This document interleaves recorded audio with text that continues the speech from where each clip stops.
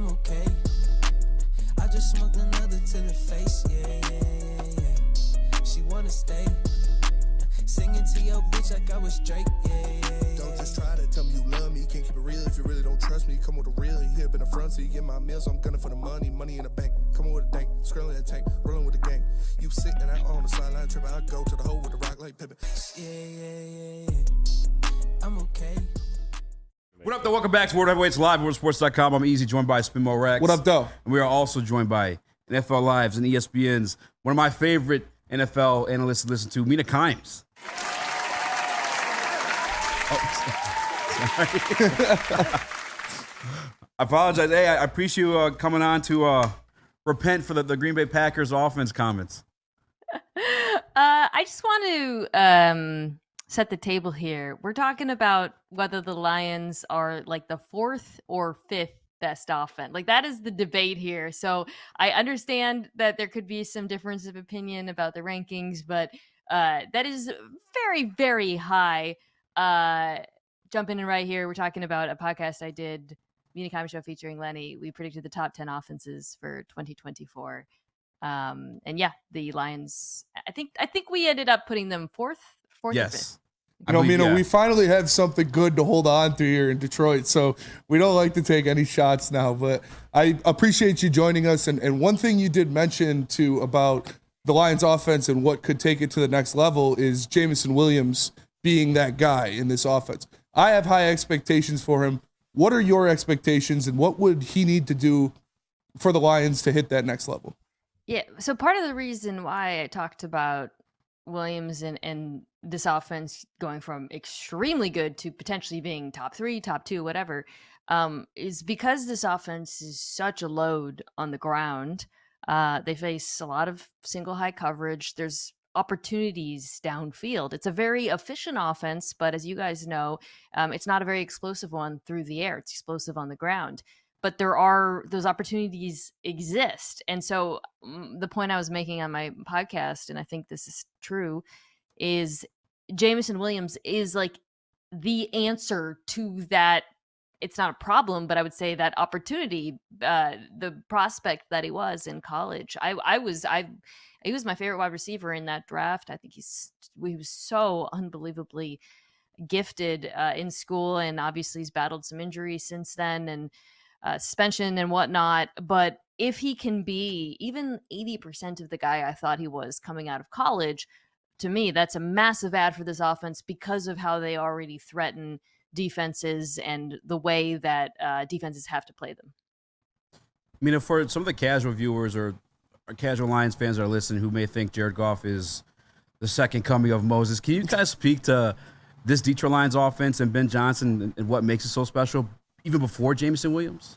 Oh, my goodness. Yeah. I mean, I think Ben Johnson's amazing. I love watching the offense, not just because of how unique it is and all of the creativity, especially on the ground, but I think as a play caller, he has such an incredible touch for sequencing, the way he sets up defenses over the course of a game, the way he figures out the concept that a singular run concept, for example, that works and then just pushes that button over and over and sort of bends defenses into submission, obviously with the help of the best offensive line in football. I think he's really, really talented, and to get him back is a massive, massive coup.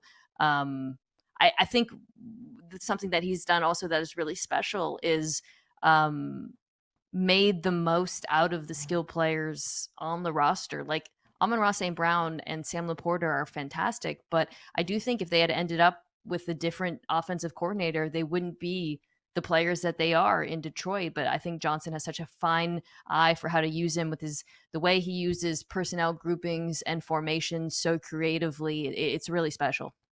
Another weapon that Brad Holmes gave to Ben Johnson over the last year was Jahmyr Gibbs, and that pick didn't settle well with a lot of Lions fans at first, but we saw what he was capable of, and we just did our top 10 running back rankings, and he was in the top 6 of both of our lists. Is that too much, too fast, or like we saw what he can do out there?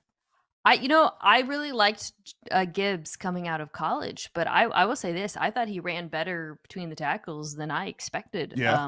In the NFL, and again, obviously he's helped by the aforementioned offensive line, but that was my biggest question. Okay, yes, he's so explosive and he can catch passes and running off tackle and when he has wide open lanes, he will turn them into explosives, but I thought he ran with a lot more physicality, frankly, than I expected. And he is more of a balanced and complete running back, I think, than maybe it would have seemed just based on his college tape. So that's just really, really, really, really an impressive rookie season. Top 6, I don't know. I'd have to sit back down and think about all the backs, but that doesn't sound crazy to me off the top of my head. I'm glad to hear somebody who covers, I guess, the entire league as a whole say that, because I do feel a bit homerish talking about this Lions team at times, because we never witnessed this stuff in our lifetimes. I can criticize it. We can talk about the negative stuff if you want. We're really positive thus far. Yeah. How about the defense? Yeah. I know obviously defense has been a question mark for us. We finally addressed it with some rookies as well as a trade from a guy that's kind of been on a downtrend in his career in Carlton Davis Jr. What do you make of those secondary additions? And could you see that bolster Detroit Lions to top 15-ish? Respectable? Yeah. Well, yeah, I think this is already an average defense because the run defense was so phenomenal. It was the pass defense that was the issue. And even if Carlton Davis isn't exactly who he was, Super Bowl season, he's still probably an upgrade for you over what you got last year, which was really ugly. I loved the Arnold pick, talked about it a lot on NFL Live and my podcast. I loved it too, because it to me was really just a perfect fit for what we know Aaron Glenn wants to do on defense. He wants to play more man coverage. He wants his corners to press. They had to back off of that because of the personnel last year. I think I might have mentioned this on live the day after, but Arnold is so big for this unit. And I think about Glenn in particular and why he was thought of as a rising star. Obviously, he's gotten head coaching interviews, but going from New Orleans, and a lot of it had to do with the work he did with Marshawn Lattimore. You guys remember, was the defensive rookie of the year in that scheme. And if he can get similar, that would be amazing. But he has a proven track record. My point is of developing young cornerbacks and getting them to play at a high level. And I think these additions should allow him to call defense a little bit closer to what he wants to do. And that whole defense really is centered and revolves around one player, and that is our blue chip face of the defense in Aiden Hutchinson. Yeah. Last year, he had a better season, especially towards the end of the year, and in the playoffs, he was getting sack after sack. What is his ceiling next year? You bring in a DJ Reader to put in the middle of that defensive line, who helped Trey Hendrickson get 17 and a half sacks. Yeah. What can Aiden Hutchinson do now that he's fully unleashed? Well, I don't know if he's fully unleashed, guys, because I love the DJ Reader signing. I think he is one of those like NFL players' favorite play. You know what I mean? Like he's kind of like a hip, like people who watch football are like, yeah, DJ Reader. He's like really, really good. That's a big loss for Cincinnati. He was, when they signed him out from Houston, I remember thinking, oh my God, that's a really good player. And as I mentioned, this Lions run defense is already really stout, and he's very good against the run.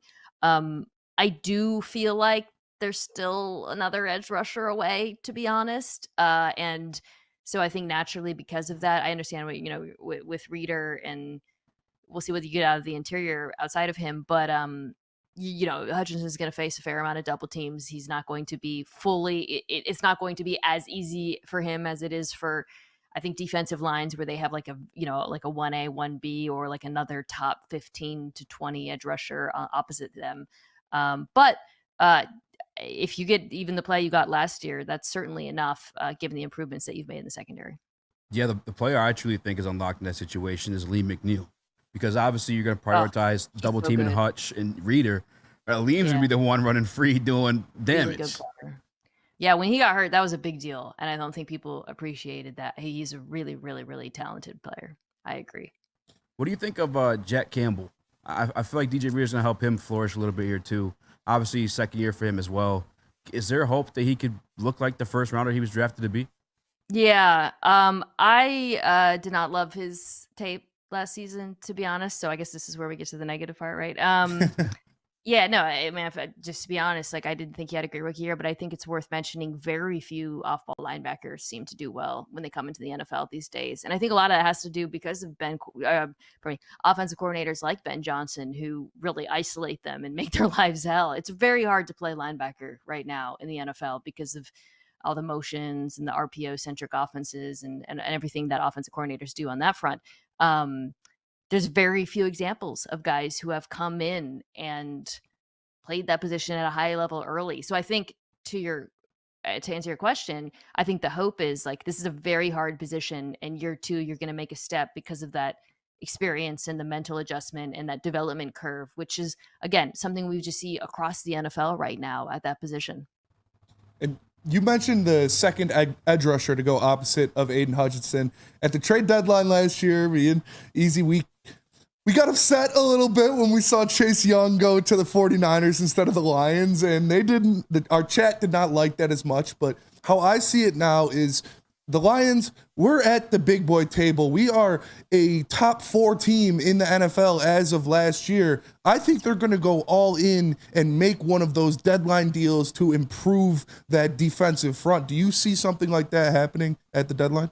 It's plausible. I think they're going to really see, okay, how improved are we on the back end, right? How much is the reader, how much of an impact do you have there? But really, like, what kind of player are we getting from the secondary will go a long way towards determining whether they feel, I wouldn't call it desperation, but that sort of like, desire to be opportunistic at the deadline when it comes to the pass rush. They are a team that does have and should have championship aspirations. And that would be a position I would target. The other one, though, depending on what happens with Jameson, is wide receiver. I still feel like is an area that they could add just to be more complete in the passing attack. But for me, for both of those positions, I really feel like it's going to be wait and see to see what kind of contributions you get early on.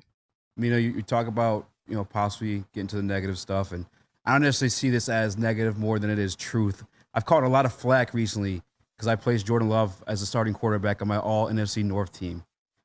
Where are you at with the Jordan Love versus Jared Goff debate?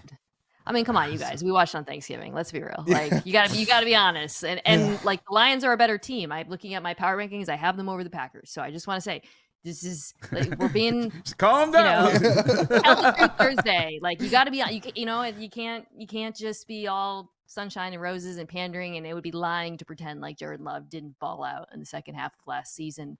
I know it was just half a season, but that was a very young receiving group, which I think kind of explains in part some of the adjustment period early on. He's to me right now the best quarterback in the division. I think he's one of the best quarterbacks in the NFC, the NFL, and that sucks, right? Because it's like, God damn it, how'd they do it again? That sucks. That's got to be so infuriating as an NFC North fan. Yeah. But the good news for you is you have a ton of other pieces in place that are not only going to be good this year, but are going to be good for a long time. This team was built in the trenches. It was built extremely well, and you have a head coach and GM that appear to be amongst the NFL's best. And, we appreciate you so much for joining us and I know you have a very busy schedule and breaking off some of that time to share with us. Before we let you go, Dan Campbell, he is the face of this team, honestly. He is a media darling. I wanted to know if you had a specific Campbellism that is your favorite or something that he's done out of all of his quotables that you like more than the rest. Two things I love I'll come to mind. I love that he has 2 teacup Yorkies. I saw that photo of him. I was like, yes. Yeah, like whatever, like this is like a green flag. This is a confident man. He is not embarrassed of his 2 tiny dogs that he'll perch on his shoulder. But the other thing is like I mentioned this. I did a top 10 coaches pod, and he finished in the top 10 for both of our rankings. I had Kevin Clark on, and I talked about this a little bit then. It's with a head coach. Sometimes it can be like hard to pinpoint, especially if they're not the play caller. What is he doing? And I think with Campbell, it's very easy because he's obviously established a culture, the way people talk about him. It makes it very obvious the impact that he has on the organization. But something that I really loved last year, the Lions drew some criticism for the aggression. And I know sometimes with people like me who like using analytics, we can be, people are like, you just love everyone who goes for 4th down. That's not true.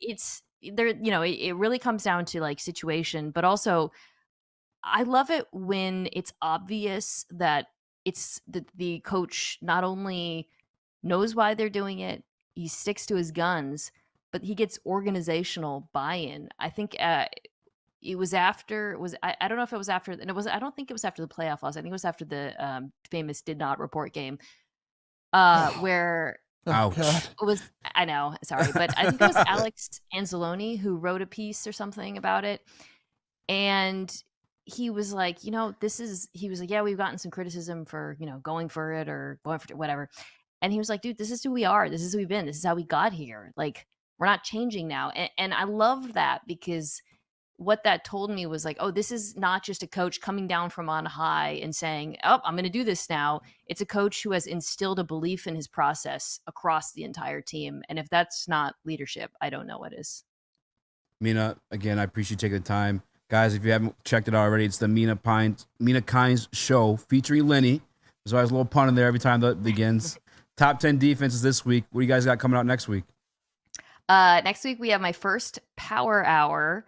Power rankings pods are going to be start dropping every Monday. Spoiler alert, the Lions finish very high. So you can tune in that, Lions fans. And then we start division previews. So we're getting those kicked off. Good chance to learn about teams across the NFL. Mina, appreciate you again. Hopefully get you on during the season. And we'll see you Monday Night Football. Maybe get you on that week. Yeah, thanks so Against the much. Seahawks. Oh, God. Yeah. We're finally These beating the Lions- Seahawks. Dude, these Lions Seahawks games the last couple of years have been wild. So we'll see how that goes. Yeah, You guys but, own us. Well, you've owned our defense too. They've been high scoring, insane games. But yeah, I'm looking forward to that. It was nice to meet you guys. Take care. Thank you so Thank much, you, Mina. Mina. There you have it, Mina Kimes being generous enough to, like you said, break off some time, join Yeah. the heavies, talk some ball. The lead NFL analyst for ESPN. We got her. She's goated. It's awesome. Truly Awesome. goated. Very cool person and knows her stuff. Knows ball. Forward down the field, a Lions team that will not yield. And when the blue and silver wave, stand and cheer the brave. Rah, rah, rah. Oh, hard win the game. With honor we will keep our faith. Down the field and gain. A Lion victory. Lions! Who loves you, baby? Woo! That's what we're talking about. What up, though? Welcome to Woodward Heavyweights Live at WoodwardSports.com. I'm Easy, joined by Spinmore Racks, and we are joined by Ron Cracchiola, a.k.a. the Crack Man, Hall of Fame Detroit Lions fan. How you doing, man? Doing great. Feeling good. Ready. Yes, sir. Ready to go. How you, I know you're pretty optimistic every single year, but, I mean, this year really feels like a Super Bowl opportunity for the Detroit Lions. Well, I take it a game at a time. You know, there's a big hype around the whole city. I get it. I understand it.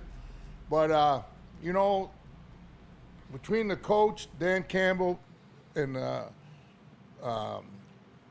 Brad Holmes? the coaching staff, Chris Spillman, the ownership, they got these guys in the right direction. They know how to pick the right people. They got everything going, and Dan keeps them all in check because he knows. Because I was at the game last year in the 49ers when they lost. And those guys coming off the field, I could see it in their eyes. They knew they had that game. Yeah. And they know they're going to come back. And Campbell says, hey, we're not finished yet, you know. And he reminds me of that. He reminds me of that. We got a lot of work to do. So, you know, these guys stay healthy is a big thing. They got depth. Yeah. And, you know, it's no reason why they couldn't make it that far. They've been a little, nicked up in practice here and there. They've been dealing with a couple injuries. Nothing too major, though. Is that concerning to you at all? Nah, these guys are tough. You know, block it out. Yeah. You know, I was a lineman for 37 years. I went to work, a lot of injuries, hangovers, injuries, you know, but you boot up. Like I said, that's why I wear the cutoffs, the bibs, the hard hat. Yeah. You know, it's your time to boot up and go to work and get the job done. Yes, Pizza, sir. pizza, bitch. Shout out to Michael Banks. I got to ask before we move on to this year, and the reason why we have you here as well, but when they won, when the clock struck 0 against the Rams, did a tear shed down your eye or what? I was so, you know, the whole year last year, myself and Megan Stefanski, who lost her dad, and my father was still alive last year. He passed last year, but we dedicated the whole season to them two. And I'll tell you what's ironic. When they kneeled down on that ball at Ford Field. It was at the 44-yard line, and that was Donnie's high school football number. Wow. The Uper man, 44. It's like he was there in that stadium, and my dad was there. Everybody, it was just. Yeah. But the whole year was just a special year. You know how everything they did their job right. Yeah. You know it's going to be fun. It was loud. It's won a lot of away games. You know. Yeah, I'm ready to go. How'd that affect the pockets? Yeah. You guys were everywhere You were last year. at Green Bay, How did Tampa you- Bay, everywhere. Did you start OnlyFans I on don't the like low or Green something? Bay. Green Bay, to me, is pardon my French, but I think it's a shithole. Yeah. Yeah. It is a shithole. FTB, I mean, baby. You know, it's like, and they all think Chris loves it. they're all Packer fans. They all think they're just the greatest things than sliced bread. Yeah. And when I was in there, I don't know if you heard about it or not, but I stayed at the team hotel. So we got in like Wednesday night, and the game was Thursday night. So I'm in the hotel Wednesday, probably 5 o'clock, and I ran into Brad Holmes, and I'm like, hey, Brad, how you doing? Crack, how are you? I said, man, I tell you what you guys are doing, I'm so pumped. He said, no, it ain't about me. It's about you guys. Hell yeah. And we ain't done yet, Crack. Yeah. We're just starting this thing. Hell We're yeah. starting this train, baby. And I said, well, come on in the bar. I'll buy you a beer or something. No. He said, you go in there, enjoy yourself. Everybody knows you. They're taking your picture. People don't know who I am. Just enjoy yourself. So I went in there, and I don't know, it was midnight. I left, and I asked the gal, for my tab. She says, Mr. Holmes picked it up. Wow. That's awesome. So that's why I like that guy. Yeah. And the passion. Have you seen Oh, the yeah. video of him screaming on the elevator after the win? Yeah, Like, yeah, it's just great, everything. And then the Packers, then beating the Packers that Thursday night, we had the hot tub was there too. We had the hot tub there, and even the police officers after the game, they're like, you got to go. I'll sit in the end zone. Get out of here. You got to go. I said, who am I hurting? Yeah. You're blocking everybody. I said, no one here but Lions fans. They're interviewing the guys on the field. Maybe you should go. Huh? How about that? What is this, like Jackson Prison now? Because you don't like, because your Packers lost too? You crying cheesehead? But it's nothing like driving out of Green Bay with a win. Hell yeah. And people are asking, where are you bringing the bus this year? Are you going to any? We were talking about I'll Houston be taking earlier. a bus to Indianapolis. Okay, Probably 9 of us will be on it, 9 or 10 of us.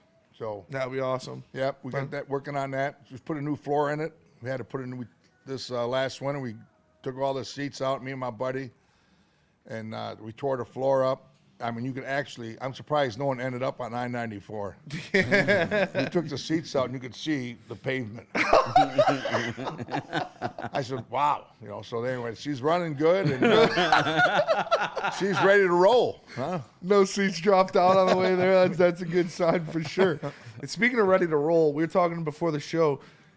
You loving Brad Holmes, Dan Campbell, and Chris Spielman, right? Having him back. What's that like for you to see guys like Chris Spielman, Barry Sanders, Calvin Johnson back with the Lions, back with the team? That's big. I mean, and they're all class act guys. Like there was one practice I was at last year, and after practice was over, Chris Spielman's out there with a bucket of sand, walking around filling in divots. Yeah. I said, Chris, your job's never done, is it? He says, that's right, Crack. Someone's got to do it, baby. You got to keep Yo, everybody I was there intact. for that. Yeah, I saw that. Yeah, the guy's great, but I'm so excited about with the coaches and everybody else, and I mean, it's good for real. There's no, I mean, it's going to be, it ain't gonna be like no cakewalk like everybody thought before. In the Lions, they come in Ford Field, the Lions, all this just gonna be a cakewalk. Well, they know it for a fight now, so they're just gonna play hard and put the pedal in the metal and let her go. And you go to most of the away games. Were you in Dallas last year? Yes. Oh, man. Oh, I'm sorry to bring up bad memories, but explain that. What was that like? Just a typical another game in Dallas I've been to all the games in Dallas. Oh. Playoff game when they hold on Pettigrew. Oh, Picked up the flag. Picked it up, and I remember threw his helmet. when Matt Stafford was standing on the side. I was sitting right behind the Lions bench, and he was talking to an official. He said, all the years I played you could hear him. All the years I played football, Pee-wee, high school, college, pros, I never seen a call like that in my life. I never seen And it. and they never said nothing. He just walked away. And then this last one, with the Yeah. What do you think was more report thing. gross? That So or that the- it was that one was kind of another one to make because I'm on the upper deck that game, and when they scored, the Lions fans are going crazy. I mean, it's in like 30 seconds. Yeah. And all of a sudden it gets quiet and go, now what is going on? How do you make a call 30 seconds after the play? Yeah. Come out and no one can explain it. So it's a typical Jerry's world. Yeah. And then walking out of that stadium, well, you guys played a pretty good game. It's like, why don't you go jump in a lake? Which one pissed you off more, the playoff game when that happened, or that one? Well, that was bad. Yeah. The playoff. I mean, the Lions. I think they would have won that playoff game, but Yeah. this was, At the end of the game. It's the only time I ever rooted for Green Bay when they beat Dallas. Yeah. I mean, Yeah. that was like the only time. They But- did it this year too. Yeah. You love to see it. I love to see the Cowboys lose. And it seems like I don't know why, but every year we go back to Dallas. Yeah. This year again. Right? Are you going? No. All right. So here's what deal happened. I'm looking. You're banned from the stadium. No, I'm not banned from the stadium, but I was looking He through told and me I to seen jump in a lake last year. Frankie. Yeah. I seen Frankie Valli, an icon from the Four Seasons, 90 years old, which I grew up around the Four Seasons, when I was a kid. Oh, Maz loves the Four Seasons. Yeah. And he was going to be at the Fox Theater the same day the Lions would be in Dallas.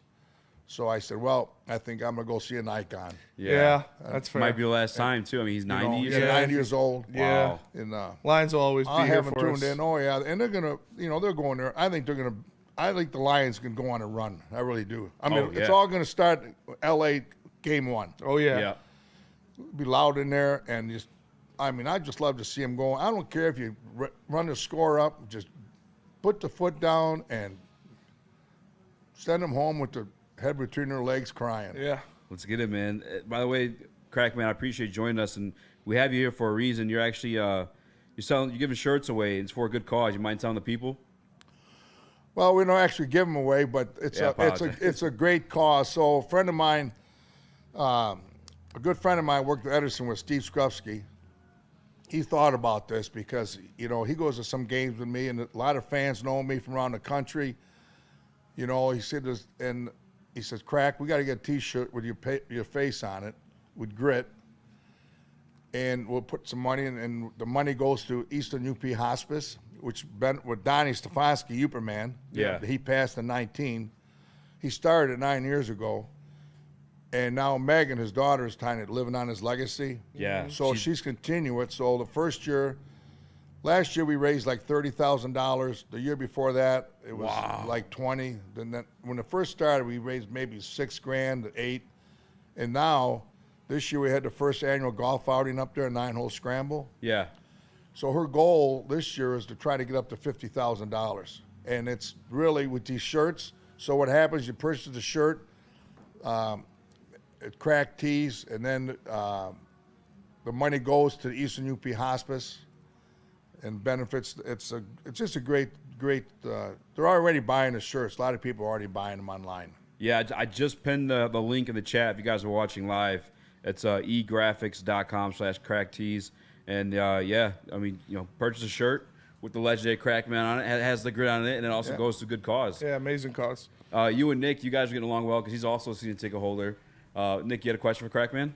Yeah, I do, and it's really not an easy one, and I'm sorry to do this to you, Crackman, but this is one of the most polarizing questions that Lions fans get, and should Matthew Stafford get a tribute back to Ford Field? You are the man of the people.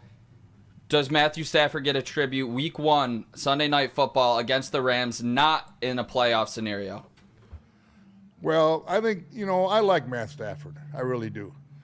And I believe what Matthew Stafford has done for Detroit was really all the years he played there. Too bad that they just didn't have the front line for him because he was on his back a lot, and he's a tough kid.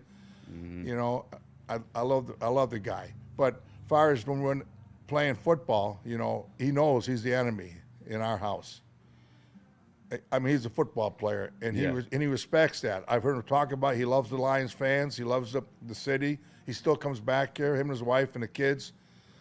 But as far as the game day, it's like anything else. I played sports, high school, football. I played a lot of softball. I used to play flag football. we're friends before the game. We'll go drink beer. A buddy of mine, I played flag football. We drank beer before the game. He played defense. I was a blocking back. Then we just beat the shit out of each other. And after the game, we shook hands and hugged, win or lose. You know, that's the game. That's how it's all about it. But I think they're going to be. I don't know. I'm sure he'll be getting booed.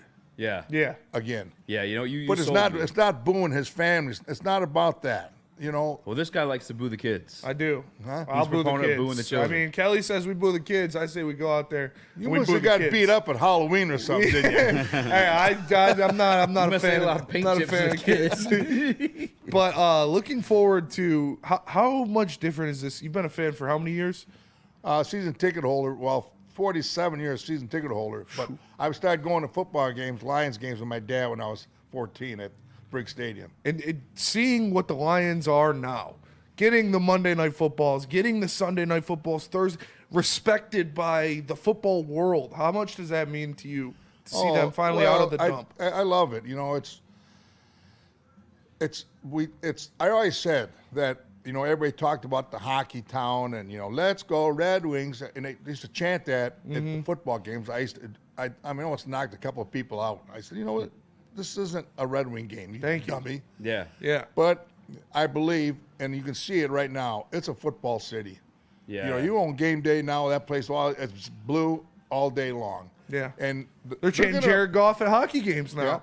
Yeah. So it's going to happen. And I believe this. I mean, everything goes right, stay healthy, and this could be the year. I mean, I'm hoping for all the people that bought furniture at Gardner White, they win the Super Bowl. Yeah, that's for sure. That's all free stuff. You know, I was down there with Herman Moore. We did a little I saw thing. you guys. Yeah. Yeah, that was fun. You know. So Herman's the man. Crack, man. I appreciate the time to join us. If you want to shout out the website and you want to show them your shirt real quick one more time before we let you get going. see that or no? Yeah, stand. No, that's good. That's Good? perfect. Good. Yeah. So these are Donnie's ashes on this one, Uperman's ashes. So his wife gave me these, and I wear them with me skiing everywhere. And Yeah. this other one, the round one, that was my cousin. He lived in California, but he was from the Hamtramck. That's Patrick Cracchiola in there. Yeah. So I carried him with me. But yeah, I'm ready to go, and I know Donnie's watching up there, and my dad's watching, and Yeah. it's Yeah, gonna- that 44-yard line gave me goosebumps. That story Yeah, is that's kinda crazy. awesome. Yeah, it was just amazing how that happened, you know, and it was all just. And Donnie, I mean, if you should have. Donnie was the most classic, down-to-earth guy. I rode him a couple times from the UP to the games. Yeah. And he didn't fool around. I mean, we'd leave his house at 2:30 in the morning, Sunday morning. Sheesh. So he had 4 tickets, Yeah. and he had one. He always gave one. The guy that didn't drink, he gave him. Well, he bought all the tickets for everybody, and then Yeah. he'd drive home. But he told me, he said, "Crack, we're not downtown now. We're now in Detroit. I'm leaving at 2:30 in the morning, and if you're not in that truck, I'm leaving. I don't care if your hand's on a door handle. I'm pulling out." So I said, "Boy," so now I'm at this bar. I got back to this place about 1 o'clock in the morning. I go, man, I booted up. I put the line boots on, the Argyle socks, my bibs. I got my sleep machine. And I'm like in a casket laying in bed like this. And he come in, hey. And I popped out. Let's go, Donnie. Roll out, baby. Let's go, baby. That's how you do And it. then he'd take off and just drive. And first stop would be West Branch. He'd get gas there, pull out his big Masters and a Budweiser. And the guy that didn't drink started driving. Donnie be in the front seat. He said, we'll start tailgating right now. Hell yeah. And then down we go. It's a way to do it. Crack, man. You're the man. I appreciate you joining us. Well, I think the invite and appreciate it. Yeah. We'll get you on during the season. Yeah, for After sure. the Super Bowl, for sure. Oh, yeah. Well, we doubt. appreciate you, Will. We got to talk about Detroit Pistons rookies who were in action this weekend. Ron Holland, Bobby Klitman. And Bobby Klitman, listen, when we first drafted him, I totally understand We that did it live was a on the second round show. pick. We did it live on the show. We really liked the pick. And it felt gross. It felt nasty because, like, it's a second-round pick. In a weak It's draft. Australia in a weak draft. And, you know, he's from Australia. He kind of looked like what we got. And matter of fact, a little bit better passing than I expected, too. And that's a key attribute of a big man in today's NBA, at the very least. One that can pass for you. And obviously, he got the strap. Yeah. Can I just gush over this real quick? Can I overreact? I'm gonna play some highlights, and I want you guys to overreact with me and indulge in this, because what I saw was phenomenal in this game. So here's shout out Jack Kelly, who put together this compilation of highlights for Bobby in his first summer league game. So as you see here, just good unselfish playmaking, nice simple pass, simple read. But that's what blew me away, was his feel for the game. Like, watch some of these clips here. He has such a great feel for the game. He plays with the freedom. Cut to basket there for a nice little layup. And with his athleticism, he can finish well. He didn't finish that well in Europe, but he's been playing here. Here he pulls into a smooth dribble three. Just easy money. The shot looked good, but and boom goes the dynamite. Again, it was the playmaking that really stood out to me. Yeah. If you play with that level of confidence, if that level of creativity that he played with, there's going to be a pass coming up here. I believe it's this very next play, and he just right there, great connecting pass. Like, he showed me a lot of Nick Batum comps, which is funny because I watched an interview after this, and he actually said that was somebody that he really compared himself to. Yeah. So Tobias was in there too. What's that? Oddly enough, Tobias was in there too. Yeah, Tobias is in there too. So, I don't know if he's going to be quite the scorer that Tobias is, but he definitely seems to be the connector piece that Nick Batum is. But overall, man, this guy is phenomenal. I mean, he had a one-handed pass where he just whipped it, just absolutely whipped it. Like, nobody comes into their summer league debut game as a second-round draft pick and plays with that level of confidence and decision making. So the playmaking really stood out, even though the numbers weren't good for him. But to come into this situation, he just showed a great feel for the game, and that's going to be a difference between him being just somebody that fights and scratches his way into the rotation and being a key rotational piece on a very good team. What grade are you giving it? This performance, I mean, considering where he was second round in a weak draft class, that's an A performance. Like 40% from three, and you can't beat that. I'd give it a B plus A minus. It was a good performance. And you know what they say, floor seats crypto. I got my tool in. Fourth quarter young. Why the fuck Batum in? That's true. It's facts. But no, you're right. His shooting was as advertised. He looked very fluid, very, very comfortable with his jump shots, both off the dribble and catch up, spot up opportunities on the outside, deep threes. But the thing that stood out to me was the passing. It was the big passing. He looked very comfortable making touch passes from himself to I can't remember the center's name, but he played pretty well too. He did. Bobby looked good out there. He looked very good. It's Bobby, bitch. You catching bodies, bitch. And I was excited to see him make these kind of passes, because you're going to need that. If you are a big on this team, they're going to want to move the ball around a lot more, especially with the guys you're going to have coming in, whether it be Isaiah Stewart or Jalen Duren or Paul Reed. These are guys that are active around the bucket, and if you're getting looks at you because of your shooting prowess, you're going to be able to push the ball around to some guys for some open opportunities. So I was excited to see that. He looked damn good passing the ball and facilitating from the low block, so I was impressed with that for sure. That was good. Now you got a first-round pick, Ron Holland. Started off with the attributes you'd like to see, attributes we were promised. First and foremost, actually, I want to apologize to you, Spinny, and Brian Keith, I believe it is, out there on Twitter, where I was having that back and forth with. I think that he could play power forward. He looked a lot smaller out there. Yeah. Once you actually got him out there. Yeah, he's a wing. Yeah. It's for sure probably going to play a wing. Unless he grows. I mean, he's young enough for that to happen. But I was definitely wrong about his size, actually seeing him out there. Yeah. But you look it up, the same way they did was with Cade. When Cade was drafted, he was the 6'8" point guard. He gets here, he's 6'6". Same situation with Ron Holland. But you saw the athleticism. However, that second half of the game, everything kind of just delayed there. At one point, got blocked 3 straight times in a row by some guy I'd never even heard of, Tucker. What's your grade for Ron Holland's performance? I would say a C. It's flat C. Because the first half was great. He looked great in the first half. He had some nice finishes around the bucket, got into the lane, drawing fouls, knocked down some free throws, had a nice mid-range jumper, and like you said, you saw the athleticism and the speed in the open floor. In the second half, I don't know. I feel like he was trying a little too hard. He was trying to force the issue a little too much rather than letting the game come to him. and trusting in his teammates. So we'll see what happens tonight, but I expect him to bounce back. He did have an opportunity to absolutely posterize somebody and just missed, but drew the foul, and he got to the line a lot. I like to see that. There were some opportunities where his teammates missed him, where he was streaking down the floor ahead of the pack, Yeah, I saw it in and the first pass half. just wasn't there. That happened a couple times where he would have gotten some nice, wide open fast break dunks, which definitely would have helped his confidence. But I'm not going to overanalyze any summer league performance. Yep. Let's see, let him get settled, let him get the flow of the game, get used to his teammates a little bit more, and I'm sure he'll improve as the summer league progresses. Yeah, he finished with the team high, 15 points. He did show up on the defensive end. Like, that part was as advertised. That looked good. 2 blocks. I think it was a couple steals. Maybe think statistically 2 just steals. 1 steal. Okay, 2 steals.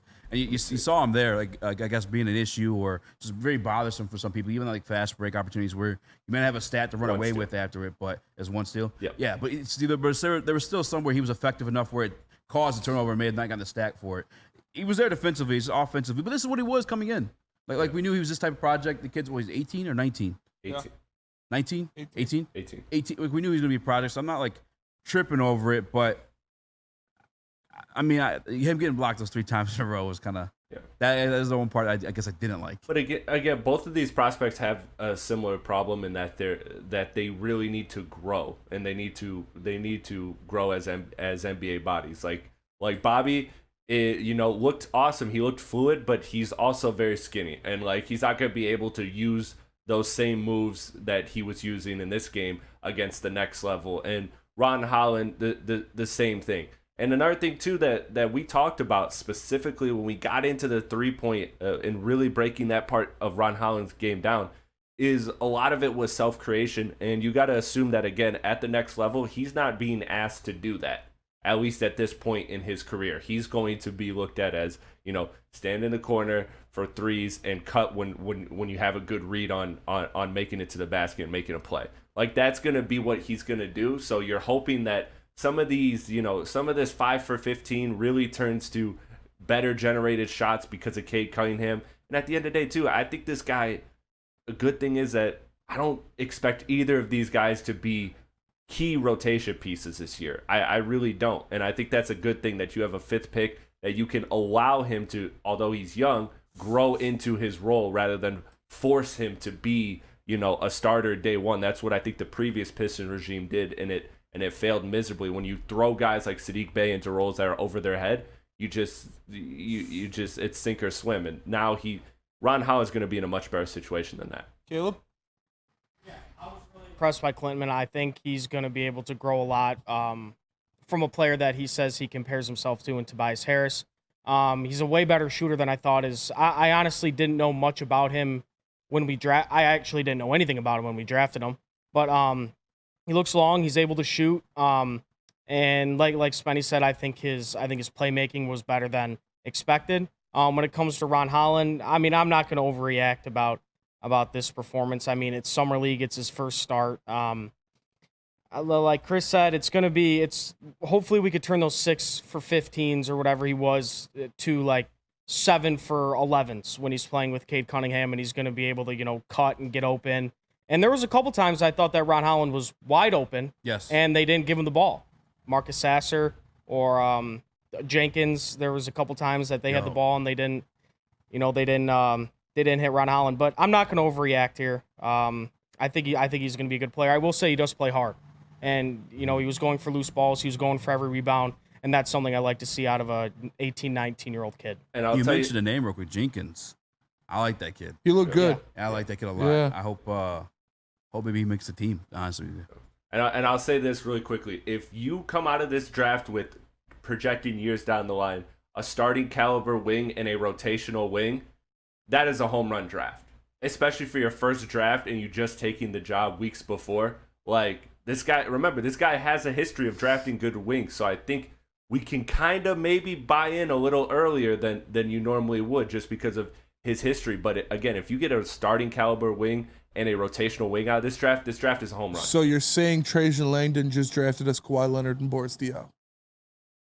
I mean, nobody's Boris Diaw. Come on. Actually, Boris Diaw had it. Boris Diaw was a so problem, nice, bro. I love Boris Diaw. Boris Diaw was dope. Yeah. But yeah, I agree with you, Chris. If both of these guys end up being good players for the Pistons for a while. Yeah, and it's a good start. Like I said, I'm not gonna take too much or too little from any singular summer league game, but you liked what you saw out of a lot of them, Nick. And for the other people taking a lot about somebody's named Matas' summer league game, he went 4 for 15 in his first game, so he shot like shit as well. So let's just let's hit the brakes on everything here.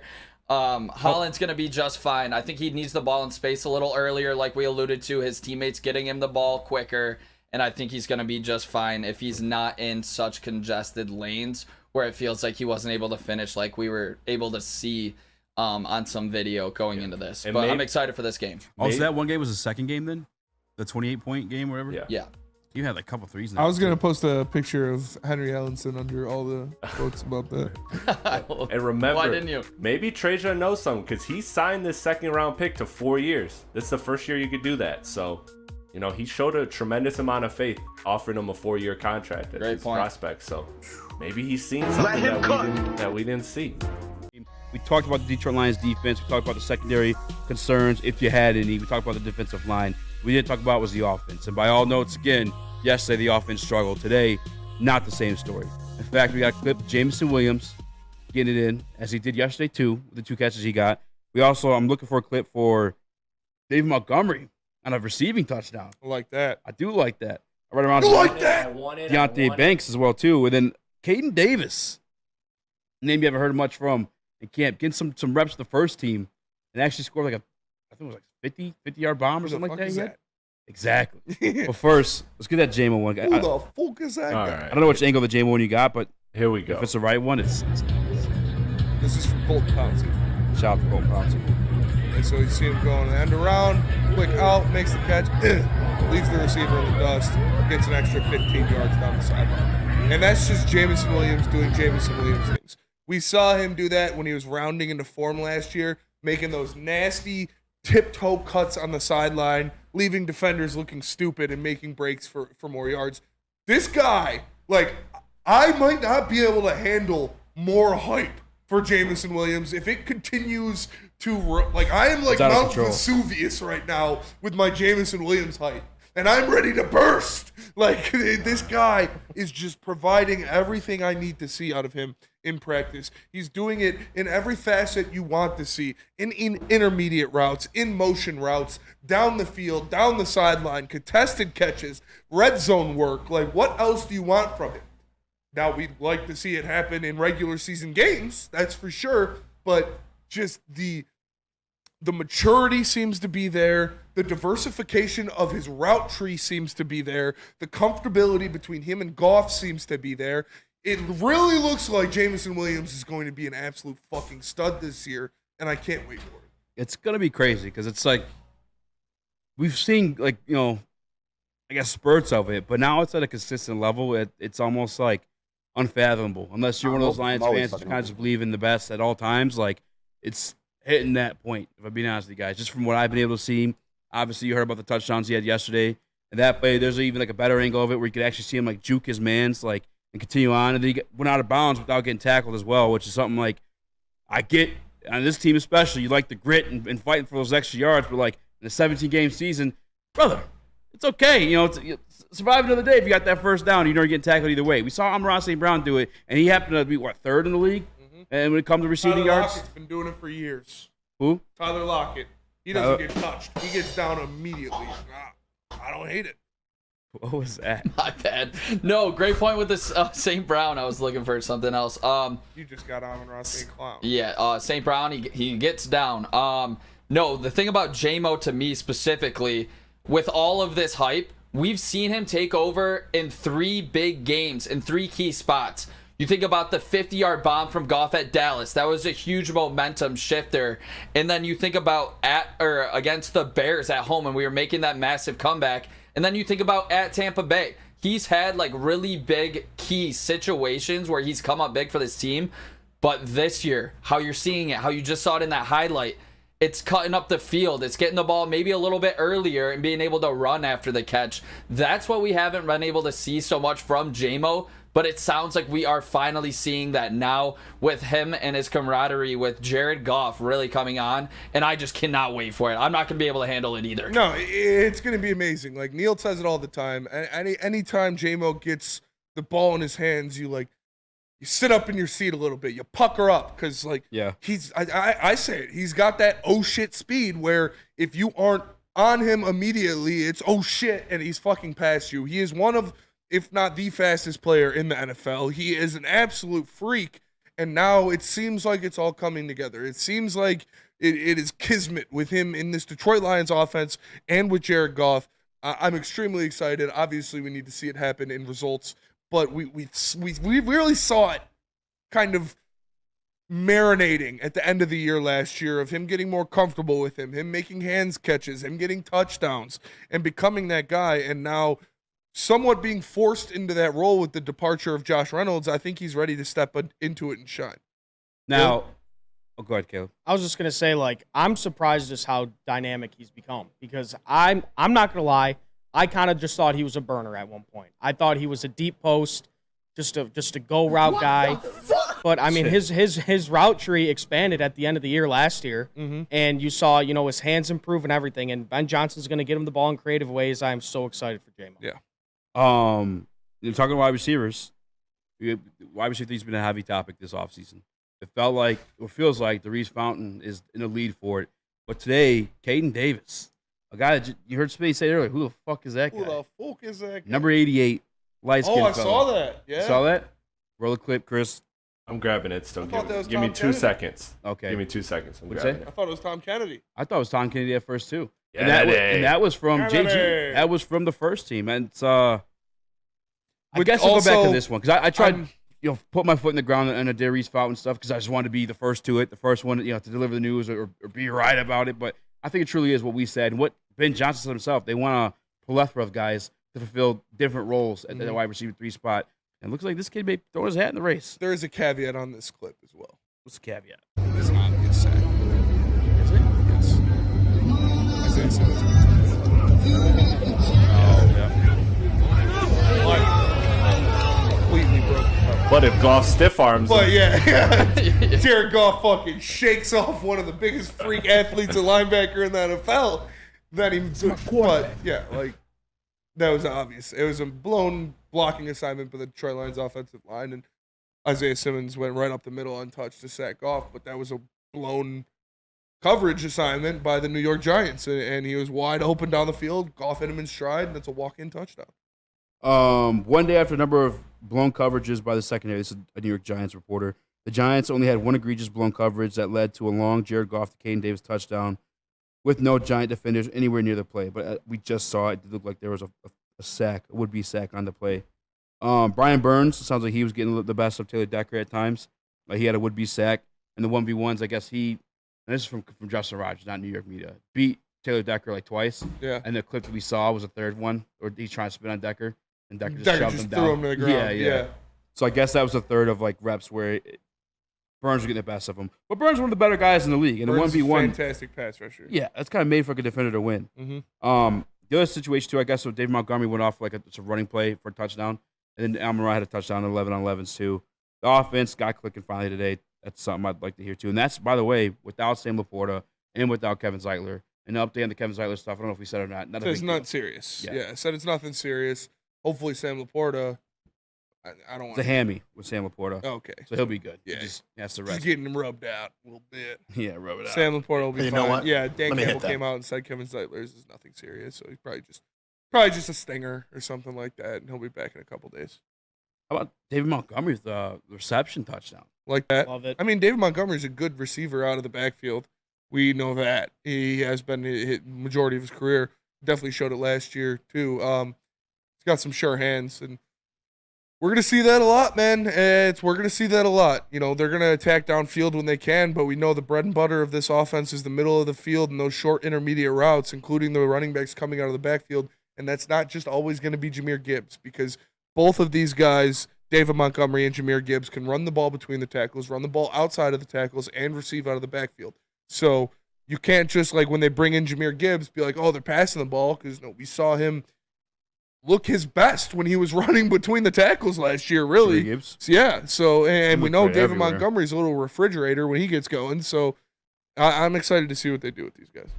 Yeah, he did have a couple of those big ones break out from inside. And it was, it's funny enough, who still shave his eyebrows, by the way, but I guess he's getting married, and that's the delay on it. Austin Eckler.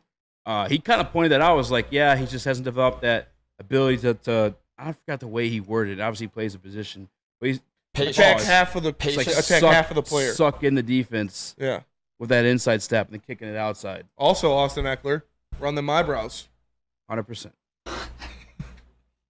He's Good getting point. married. He's getting married. Yeah. He's getting well- married. That's why he said he's not doing it yet. Run them eyebrows. Yeah, we're definitely taking those things. You waited long enough. You could have done that before your marriage. Montgomery, a couple extra reps too from the slot actually today. Getting That's. some text on. I think it's going to be clutch for this. Or Jameer Gibbs. I said Montgomery, I think. I think it'll be Weapons. clutch when you said David Montgomery a receiving touchdown. I think it's going to be really key for this offense just to keep the defense like having no idea, extremely off balance. If Gibbs is coming out of the backfield, if both of them at the same time, is one of them getting the ball? Is D-Mont coming out for a reception because you think it's Gibbs?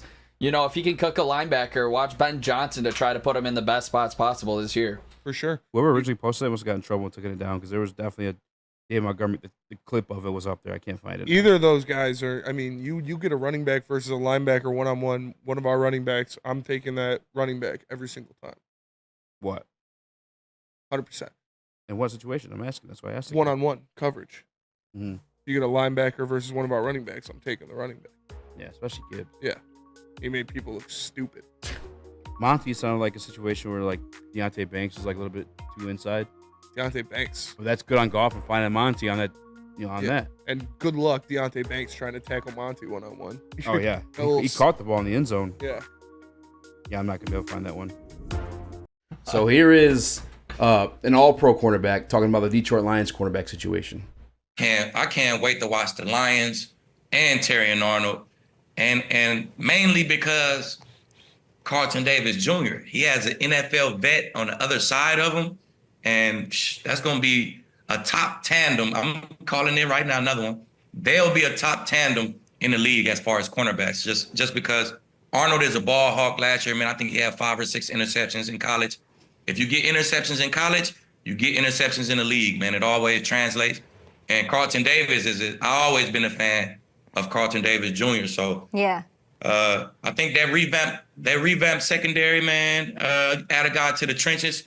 The Lions going to do big things, and I think they cornerback tandem will be a huge part.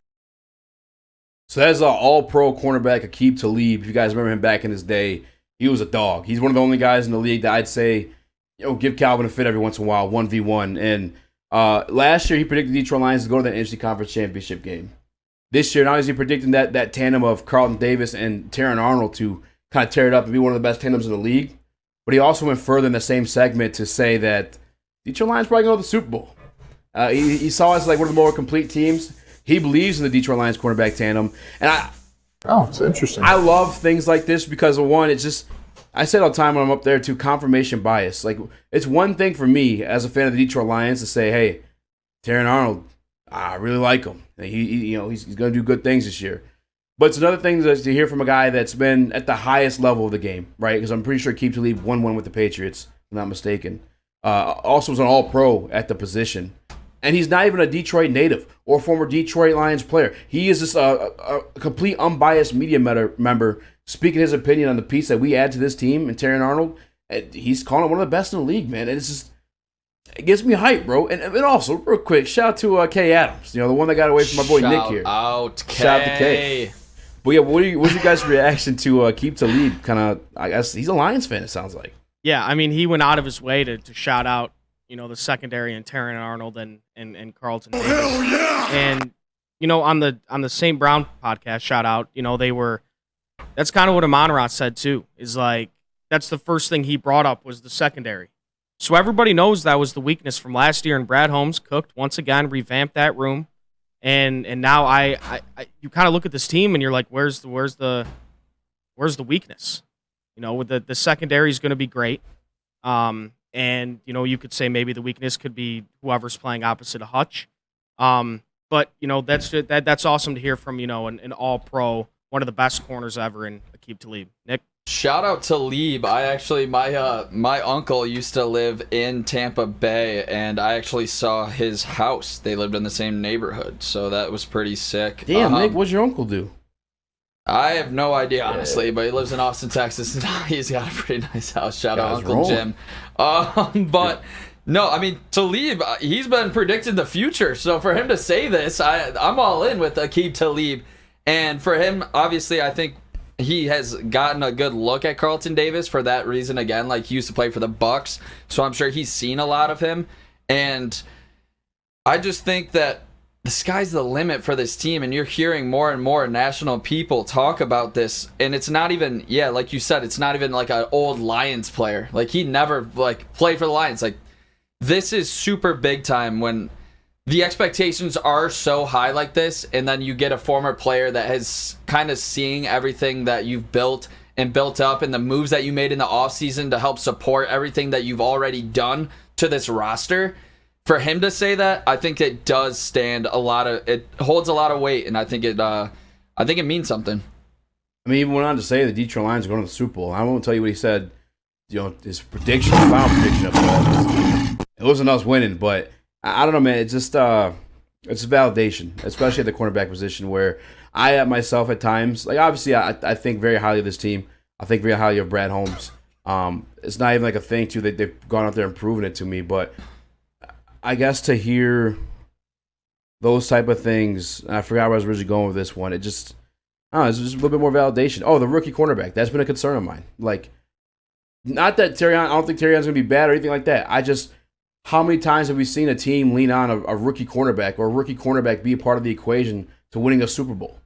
And not just like on the team, but also like as like one of the guys, one of your go-to guys. And that's that's being asked of Terrion in this season. And it's few and far between that we've seen it, but I've went back and I did do the homework after the pick was made, and there was my man that's on the Chiefs right now. Lice can do it. I think he's actually really good. I thought he's better than McDuffie. Yeah. Happened with him. All pro. In the season, and with him it was a little bit different, right? Because he wasn't always tasked to be the number 2 guy in that team. It just kind of happened that way through injuries, and the rest was history. He was phenomenal. And then another time too, I believe it was the Kansas City Chiefs. I could be wrong about the team, but it was like they had like 5 rookies starting in that team. But it's been done before, and still something to be nervous about because it's very far few between. But to hear the backing of a guy like Aqib Talib, that he sees it in this kid, Terrion Arnold, it's just more validation that it can happen for this Detroit Lions, and I'm ready to believe. I already do believe. Shout out a few guys in the chat here. Ski Mask, Uncle Jim runs the tables. Mr. Detroit City, your uncle up to something. Wheezy, Uncle Jim moving weight. Mafia honestly, Detroit Mario. This is fucking hilarious. Well, dude, because you made it sketchy when I'm like, yo, what does Uncle Jim do? You're like, I don't know. Automatically made him a drug dealer when you said that. No, that's good. But yeah, I mean, shout out to Lieb. I mean, expectations are, as high as they can ever be right now. Caleb, does that scare you at all going into this season? No, not at all. I mean, if Terrion Arnold could ball, he could ball. Yeah. No matter if he's a rookie, you know what I mean? But I understand the concern easy, but if this guy comes out and plays like Sauce Gardner played in his rookie year, I mean, that's... Damn. I know they're kind of a little bit different. Cornerback Sauce is a little bit bigger and a little more physical. But, if he can come out and play like that, I mean, we are 100% the Super Bowl favorites. And that's not saying that's what I think that my expectations are for him, because they're obviously, what Sauce did is unbelievable. But yeah, if Arnold can ball, he can ball. And like you said, the Chiefs did it with a lot of rookies on their defense. I think it was Bolton, Karlaftis. I don't know if it was McDuffie that year too, but yeah, it was. Yeah, I'm excited to see what he's got.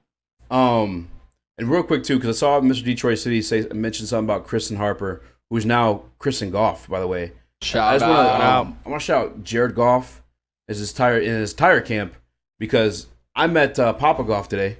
I met him before in the back. Yeah, I got to shake his hand. Honestly, kind of just froze up. I was shook with all the shit I've been talking. Yeah, no, I'm just kidding. I wanted to ask him like dad stuff, but like it was a crowd of people, and I don't know if everybody else knew who that was, so I didn't want like people to hawk him, because they moved quarterback from the private VIP villa side of the field to sit with like the fans. Really? Yeah, Kristen Harper, like during practice too. So not even like they snuck in there and they're already there before everybody else. No, they moved from their spot to where we were. And partially, I believe it was a better view. I was kind of explaining that to Caleb. I know people who were there understands too, like where the players' families are wasn't as close to the field as the fans, which obviously makes sense. The fans are what we do it for, right? But Kristen Harper, Jerry Goff, which is Jared Goff's dad, and I believe somebody said that the other guy was Jared Goff's trainer. But yeah, they came and sat with the civilians, and they were super cool. They didn't even make it a thing. Where usually I feel like people would hawk over Kristen Harper and all that other good stuff, but now they're chilling with everybody else.